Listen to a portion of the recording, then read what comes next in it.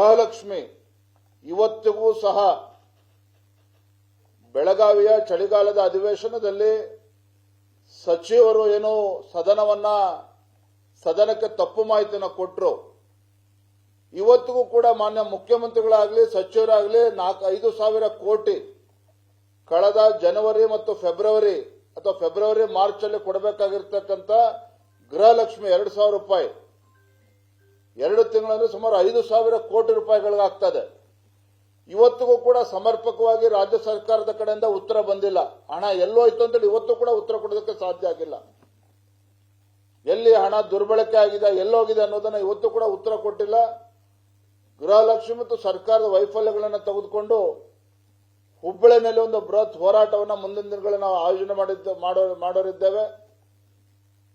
Drugs ಹಾವಳಿ ಬಹುಶಃ ದೇಶದಲ್ಲಿ ಎಲ್ಲೂ ಕೂಡ ನಿಮಗೆ ಈ ರೀತಿ ಪ್ರಕರಣಗಳು ಸಿಗ್ತಾ ಇಲ್ಲ. ಅದು ನಮ್ಮ ರಾಜ್ಯದಲ್ಲಿ ಕಳೆದ 2.5 ವರ್ಷದಲ್ಲಿ ಕಾಂಗ್ರೆಸ್ ಸರ್ಕಾರ ಅಧಿಕಾರಕ್ಕೆ ಬಂದಾಗಿನಿಂದ ವಿಪರೀತವಾಗಿ ಇವತ್ತು ಡ್ರಗ್ಸ್ ಸೀಸ್ ಆಗ್ತಾ ಇರತಕ್ಕಂಥದ್ದು ಬಹಳ ಕಳವಳಕಾರಿ ಬೆಳವಣಿಗೆ. ಇದು ಒಂದ್ ಕಡೆ ಡ್ರಗ್ಸ್ ಸೀಸ್ ಆಗ್ತಾ ಇದೆ, ಇಷ್ಟು ದೊಡ್ಡ ಪ್ರಮಾಣದಲ್ಲಿ ಡ್ರಗ್ಸ್ ಸೀಸ್ ಆಗ್ತಾ ಇದೆ ಅಂತ ಹೇಳಿದ್ರೆ ನಮ್ಮ ರಾಜ್ಯದಲ್ಲಿ ಯಾಕೆಷ್ಟು ಡ್ರಗ್ಸ್ಗಳು ಇವತ್ತು ಸೀಸ್ ಆಗ್ತಾ ಇದೆ? ಸೀಸ್ ಆಗಿರ್ತಕ್ಕಂಥದ್ದು ಇಷ್ಟು ದೊಡ್ಡ ಪ್ರಮಾಣದಲ್ಲಿ ಇದ್ದಾಗ ಆ ಡ್ರಗ್ಸ್ಗಳು ಸೀಸ್ ಆಗದೆ ಯಾವ ಪ್ರಮಾಣದಲ್ಲಿ ಇವತ್ತು ನಮ್ಮ ಯುವ ಜನತೆಯನ್ನು ಹಾಳು ಮಾಡ್ತಾ ಇದೆ, ಅವರು ತಲುಪ್ತಿದೆ ಅಂತಕ್ಕಂಥದ್ದು ಬಹಳ ಗಂಭೀರವಾಗಿರತಕ್ಕಂಥ ವಿಚಾರ. ಮತ್ತೊಂದು ಕಡೆ ಕಾಂಗ್ರೆಸ್ ಸರ್ಕಾರ ಈ ರಾಜ್ಯವನ್ನ ಕುಡುಕರ ರಾಜ್ಯವನ್ನಾಗಿ ಮಾಡೋದಕ್ಕೆ ಹೊರಟಿದ್ದಾರೆ. ಒಂದು ಕಡೆ ಗೃಹಲಕ್ಷ್ಮಿ 2,000 ರೂಪಾಯಿ ಕೊಡ್ತೇವೆ ಅಂತ ಹೇಳ್ತಾರೆ, ಆದರೆ ಆ ಬಡವರ ಮನೆಯನ್ನ ಹಾಳು ಮಾಡುವಂತ ಕೆಲಸ ಕಾಂಗ್ರೆಸ್ ಸರ್ಕಾರದ ಕುಮ್ಮಕ್ಕಿನಿಂದ ಇವತ್ತು ಆಗ್ತಾ ಇದೆ. ಎಕ್ಸೈಸ್ ಟಾರ್ಗೆಟ್ ಅನ್ನು ಇವತ್ತು ಜಾಸ್ತಿ ಮಾಡಿರುವಂತದ್ದು 35% ಕಳೆದ 2.5 ವರ್ಷದಲ್ಲಿ. ನೋಡಿ ಎಂತ ನಾಲಾಯಕ್ ಕಾಂಗ್ರೆಸ್ ಸರ್ಕಾರ ಅಂತ ಹೇಳಿದ್ರೆ ತನ್ನ ಗ್ಯಾರಂಟಿಗಳಿಗೆ ಹಣವನ್ನ ಕ್ರೋಢೀಕರಿಸೋದಕ್ಕೆ ಸಾಧ್ಯ ಆಗದೇನೆ,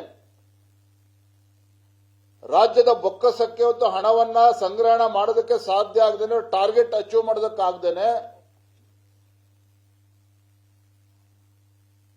ಜನರಿಗೆ ಇವತ್ತು ಹೆಂಡವನ್ನ ಕೊಡಿಸೋದ್ರ ಮುಖೇನ ಅವರು ಎಕ್ಸೈಸ್ ಟಾರ್ಗೆಟ್ ಅನ್ನ ಜಾಸ್ತಿ ಮಾಡಿಕೊಂಡು ಸರ್ಕಾರದ ಬೊಕ್ಕಸಕ್ಕೆ ಆದಾಯವನ್ನು ಹೆಚ್ಚಿಸುವಂತ ದುಸ್ಸಾಹಸಕ್ಕೆ ಕಾಂಗ್ರೆಸ್ ಸರ್ಕಾರ ಕೈ ಹಾಕಿರುವಂತದ್ದು. ಇದ್ರ ಪರಿಣಾಮ ಏನು ಅಂತ ಹೇಳಿದ್ರೆ ಇಡೀ ರಾಜ್ಯದಲ್ಲಿ ನೀವು ಯಾವುದೇ ಜಿಲ್ಲೆಗೆ ಗ್ರಾಮೀಣ ಭಾಗಕ್ಕೆ ಹೋದ್ರೂ ಸಹ ದಿನಸಿ ಅಂಗಡಿನಲ್ಲೂ ಕೂಡ ಇವತ್ತು ಹೆಂಡವನ್ನ ಮಾರ್ತಾ ಇರ್ತಕ್ಕಂಥದ್ದು, ಬಾಟ್ಲನ್ನ ಮಾರ್ತಾ ಇರುವಂತದ್ದು ಕೂಡ ನಾವು ನೋಡ್ತಾ ಇದ್ದೇವೆ. ಮತ್ತೆ ಯಥೇಚ್ಛವಾಗಿ ಇವತ್ತು ಇಸ್ಪೀಟು ಮಟ್ಕ ದಂಧೆ ಎಲ್ಲಾ ಜಿಲ್ಲೆಗಳಲ್ಲೂ ನಡೀತಾ ಇರುವಂತದ್ದು. ಇದಕ್ಕೆ ಯಾವುದೇ ರೀತಿ ಕಡಿವಾಣ ಇಲ್ಲ. ಕಾರಣ ಏನು ಅಂತ ಹೇಳಿದ್ರೆ ಭ್ರಷ್ಟಾಚಾರ, ಲಂಚಾವತಾರ ಸರ್ಕಾರದಲ್ಲಿ, ಕಾಂಗ್ರೆಸ್ ಸರ್ಕಾರದಲ್ಲಿ ಎಷ್ಟರ ಮಟ್ಟಿಗೆ ಹೋಗಿದೆ ಅಂತ ಹೇಳಿದ್ರೆ ಒಬ್ಬ ಪೊಲೀಸ್ ಅಧಿಕಾರಿ ಆ ಸ್ಥಾನಕ್ಕೆ ಬರಬೇಕು, ಆ ಪೊಸಿಷನ್ ತೆಗೆದುಕೊಳ್ಬೇಕು, ಟ್ರಾನ್ಸ್ಫರ್ ಆಗಬೇಕು ಅಂತ ಹೇಳಿದ್ರೆ ಕೋಟ್ಯಾಂತರ ರೂಪಾಯಿ ಲಂಚ ಕೊಟ್ಟು ಬರಬೇಕಾಗಂತ ಪರಿಸ್ಥಿತಿ ನಿರ್ಮಾಣ ಆಗಿದೆ. ಇದ್ರ ಪರಿಣಾಮನೇ ಇವತ್ತು ಇಸ್ಪೀಟು ಮಟ್ಕಾದಂದೆ ಇಡೀ ರಾಜ್ಯದಲ್ಲಿ ಇವತ್ತು ಯಥೇಚ್ಛವಾಗಿ ನಡೀತಾ ಇರುವಂತದ್ದು. ಇದಕ್ಕೆ ಏನೂ ಲಂಗು ಲಗಾಮು ಇಲ್ಲ ಇವತ್ತು ರಾಜ್ಯದಲ್ಲಿ.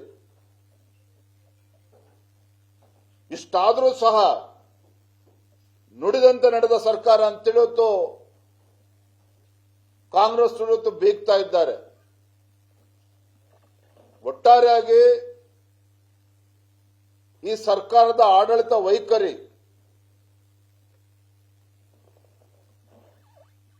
ಯಾವುದೇ ಒಂದು ಜನಪರ ಯೋಜನೆಯನ್ನ ಕೊಡದೇ ಇರುವಂತದ್ದು,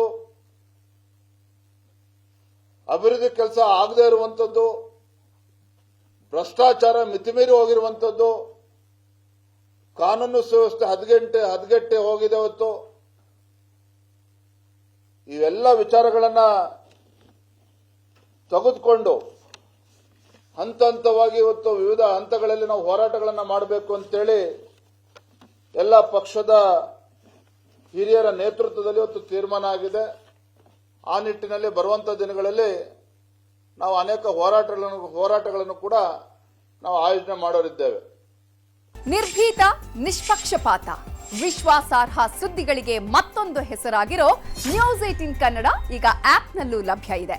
ದಯವಿಟ್ಟು ಇಲ್ಲಿರೋ QR ಕೋಡ್ ಅನ್ನ ಸ್ಕ್ಯಾನ್ ಮಾಡಿಕೊಂಡು ಆಪ್ ಡೌನ್ಲೋಡ್ ಮಾಡೋದಕ್ಕೆ ಮರಿಬೇಡಿ. ನಿಮ್ಮ ಬೆಂಬಲ ಹೀಗೆ ಸದಾ ನಮ್ಮೊಂದಿಗಿರಲಿ. ಧನ್ಯವಾದ.